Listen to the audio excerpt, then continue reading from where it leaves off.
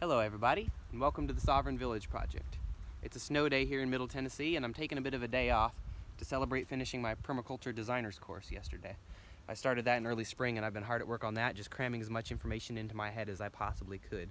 But this video today is a little bit less about permaculture and more about broader concepts, which is there are two kinds of homesteads really that I see. The first is hobby homesteads, and the second is a planned homestead. Of course, I'm just making those terms up, but I think the concepts are pretty simple. The hobby homestead is the one I've been most familiar with most of my life. That's what I grew up on. 5 acres where my mom had some chickens and she had a garden, and we had forest that we could hunt in. And we certainly provided a lot of our own food, but we were not in any sense of the word self-sufficient. Now, we also did buy a lot of our goods from local farmers, so that was a strike in her favor, but we weren't self-sufficient, and there was no kind of plan to actually become self-sufficient or to provide a lot of our goods or to maximize the use of our land.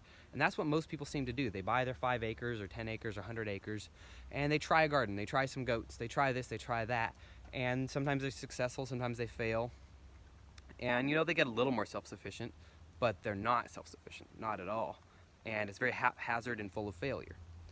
Whereas a planned or a designed homestead looks at the overall lay of the land, it looks at every single resource available, all of the water, all of the potential energy sources, and it looks at the hillsides, it looks at the wind directions. It takes all of these factors into account, and then you design, both on paper and on the ground, you design a system that is meant to be as self-sufficient as possible with no to little inputs. That's the kind of homestead that will provide you with your fuel, with your food, with your clothing, with your entertainment, with finances, with capital, with your employment.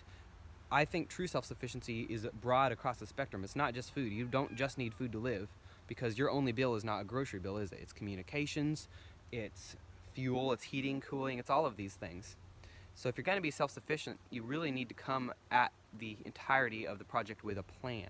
And that's what permaculture does. It gives you a framework to start that plan. But a lot of it is just common sense and seeing your homestead as a holistic system. If you've got trees, how do those trees relate to your garden? How can you use those trees in your garden? If you have water, how do you best use the water? How do you store that water for later? And so I would encourage everybody to, I think permaculture is for everybody and everybody needs to do it. I'm sorry, I'm getting attacked here. Everybody needs to do it if they want to be self-sufficient. It's the best system available. And of course you can expand outside of that. There are many systems and a lot of different names and definitions of things, but the simple basics of permaculture will really guide you towards the homestead that is self-sufficient. And if you aren't ready to tackle all of that, but you have a lot of fiat currency lying around, you can just hire a designer. That's what I'm going to be doing, is designing properties. And there's probably one in your area. I would get a designer on the ground and spend a few $100. It's so worth it. A few $100 to obtain true self-sufficiency, it'll pay for itself in a matter of months. And from there on, you'll just be building real, true, lasting wealth. So I encourage you to approach your homesteading from a design perspective, and you'll find it's more enjoyable and more successful. Everybody happy homesteading, stay safe and be well.